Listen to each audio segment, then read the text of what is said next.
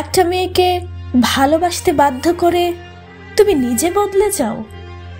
মেয়েটা তো তোমাকে ভালোবাসতে চায়নি, তোমার জন্য পাগলামিও করেনি। একটা মেয়ে যখন তোমাকে পাত্তা দেয় না, তখন তুমি কি না করো?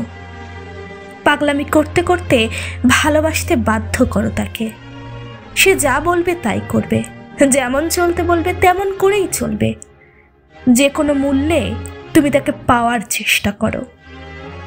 আর যখন সেও তোমার প্রেমে পড়ে যায়, তোমার ভালোবাসায় পাগল হয়ে যায়, তখন তুমি নিজেই বদলে যাও, নিজের ইচ্ছে মতো চলো, অবহেলা করো।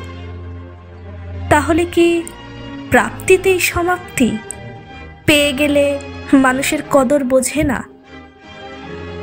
সে যখন তোমাকে ছাড়া থাকতে পারে না, তখন তুমি বুঝিয়ে দাও তুমি তাকে ছাড়া ভালো আছো। হয়তো পরিবারের, নয়তো অন্য কোনো না কোনো এক অজুহাত দিয়ে তাকে তুমি ছেড়ে দাও। কই গেল রে তোমার এত ভালোবাসা? কই গেল তোমার এত পাগলামি? তোমার অবহেলা সহ্য করতে না পেরে যখন সে নিজেকে গুছিয়ে নেওয়ার চেষ্টা করে একটু ভালো থাকার জন্য, তখন তোমার মনে হবে সে অন্য কাউকে পছন্দ করে। ওই সময় সে তোমার কাছে বেঈমান হয়ে যায়। বাহ, কি সুন্দর নিয়ম তোমার! তুমি তো ভাই তারে কখনো গুরুত্বই দাওনি। দিনে দিনে তুমি তাকে মানসিক রোগী বানিয়ে দিয়েছ। সে তোমার এত অবহেলা সইতে না পেরে পিছু পা হয়েছে, এতেও তার দোষ?